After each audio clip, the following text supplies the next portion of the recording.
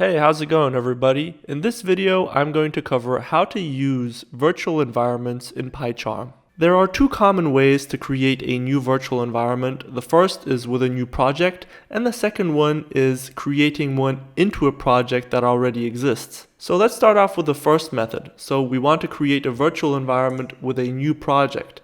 The way to do that is to go to File, and then New Project, and in the window that pops up, you'll see this small button over here which says New Environment using VirtualEnv. So make sure that that check mark is actually checked. And you'll also see two additional options below that. The first one is to inherit global site packages, and that will make the packages that are installed globally on your computer available to your project. And then the check mark below that allows you to make your virtual environment, which you're creating, available to other projects. We are not going to require either of these, so we can simply go ahead and press Create. And once you've done that, you will see that this new project is being created, and you'll have to wait a moment for it to load. And as soon as it has stopped loading, you will notice a few things. The first one is that in your project directory, you're going to see an additional folder called Venv, which is short for virtual environment.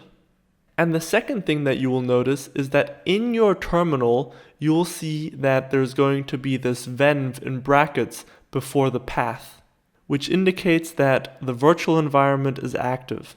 So now we know how to create virtual environments for a new project, but now let's try the second method, so creating a virtual environment for an existing project. So right here I've brought up a blank project that does not have a virtual environment, and it's easy to see that because within the main directory we don't have the folder virtual environment, and in addition, in front of the path in the terminal, we don't have that Venv in brackets. So to create a virtual environment for this project, what we need to do is we need to go to File, Settings, and then within the settings we go to the Python interpreter over here, and in this window you will see on the top right hand corner there's going to be this small gear icon which you want to go ahead and click on and then press Add. And in the window that pops up you'll see that we have the possibility to create a new environment. So then we can press on OK, and after that we can press on OK again. And once that's done, you'll see that we have a new virtual environment within our existing project. As you can see now, on the left-hand side, we have this new folder, virtual environment, which is great. But one thing that's missing is that the virtual environment at the moment is not yet activated. But activating it is pretty simple. So all we need to do is we need to be in the terminal, and within the terminal, we first want to have a look at the folder structure that we're currently in. So we can do that by typing the command ls. And that will show you all the folders that you currently have in this directory. And you'll be able to see that one of them is called Venv, which is the virtual environment.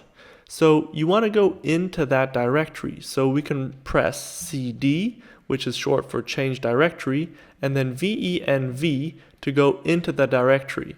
Now you'll see that the path has extended by what you just wrote in because now we have changed the directory into the virtual environment. Next, you can go ahead and press LS again, which will list up all the individual folders within the virtual environment folder. And you can see that one of them is called scripts, and you want to go into the scripts. So we change directory again and go into these scripts, and then we go ahead and list all the individual files and folders that are in the scripts folder. And you can see that there are quite a few. Now I do want to point out that we can also have a look at the file structure within the file tree on the top left over here, but I just want to make sure that you guys are familiar with using the terminal, because when you're using virtual environments, you'll be using the terminal quite a lot. It's quite convenient that the script that we need to activate the virtual environment is actually called Activate. But you can see that if I scroll through the files within the scripts folder, there are actually quite a few called Activate. For example, there's this Activate, then there's this Activate.bat, there's this Activate.fish, Activate.nu, Activate PS1, and so on and so forth. In my case, you can see that in the terminal, if I look in front of the path, you can see that it says these initials PS, which is short for PowerShell. That is exactly why I'm going to be using the activate.ps1 to activate my virtual environment. So if I go ahead and type activate.ps1 into the terminal and then execute that, you will see an error message pop up, which says the term activate.ps1 is not recognized. And most people get confused because they only read the red part of the message, but not what it says below that. Because if you read a couple of sentences further, then you'll see that it says, if you trust this command, instead type /activate.ps1. So if this message has also popped up for you, you can go ahead and copy the /activate.ps1 and paste it in, and then press enter again, and now you will see that the virtual environment is active. Because in front of your path name, you will see the Venv within brackets, which shows you that it has been activated successfully. I also want to point out that in some rare cases, if you are on a Windows machine, you might get an error that says something along the lines of activate.ps1 cannot be loaded because running scripts is disabled on this system. If you get that error, then all you need to do is open up PowerShell in administrator mode and enter the following line of code. And once you do that and come back to PyCharm, and it should work perfectly. And another thing that I want to point out is if you want to deactivate the virtual environment, all you need to do is write deactivate into the terminal and then press enter, and you will see that the Venv in brackets before your path is gone. But let's go ahead and activate it again, because now we're going to take a look at how we can install some modules into the virtual environment. Installing libraries when a virtual environment is active is actually quite easy. All you need to do is write pip, and then afterwards write the name of the module that you want to install. So if I write pip install pygame and then press enter, you will see that the module will be installed. But the question is, where can we actually find this module within the virtual environment folder? It's actually quite easy to find. If you look into the file structure and then go into the file called lib, which is short for libraries, and afterwards go into the subfolder called site packages, you will see that you now have the module pygame installed within the virtual environment. Alternatively, you can also write pip list into your terminal and press enter, and then you will have a list of all the packages that are installed. And here you'll also see that one of them is pygame, which we installed a moment ago. But I want you to be aware of the fact that this package is only installed within your virtual environment. So if you deactivate your virtual environment by simply writing deactivate into the terminal and then pressing enter, you will see that the Venv in brackets in front of your path is gone again. And now if I write out pip list, you will see some other modules here because it is referring to all the global site packages that I have installed. And the globally installed packages might be different to the ones that you have installed locally in your virtual environment.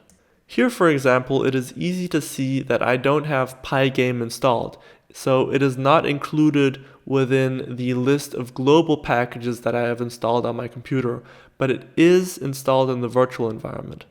To show you that more clearly, we can go ahead and write pip list and then -v, and you'll see that we don't only receive the packages that are installed, but we also see their location.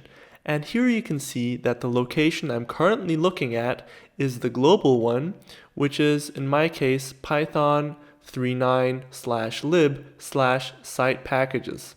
But if I now go ahead and reactivate the virtual environment by writing ./activate.ps1 and then execute the same command again, so pip list -v, you can see that I'm going to be looking at a completely different file when I have the virtual environment activated. because now you can see in the terminal, I'm looking at C users max PyCharm projects Python project 2 /venv /lib /site packages, which is a different path to the one that I was looking at before. So to sum that up in one sentence, whenever you have the virtual environment activated, you are installing all packages that you install with pip to your virtual environment locally. But when you have your virtual environment switched off, you are installing packages globally onto your machine. And the difference will be that the local packages will only be available to your project, and the global packages are going to be available across any project that you have on your system. Alright, that's going to be it for this video. If you enjoyed it, then help me out and leave a like on this video, leave a comment on this video, and subscribe to this channel, and we'll see each other in the next video.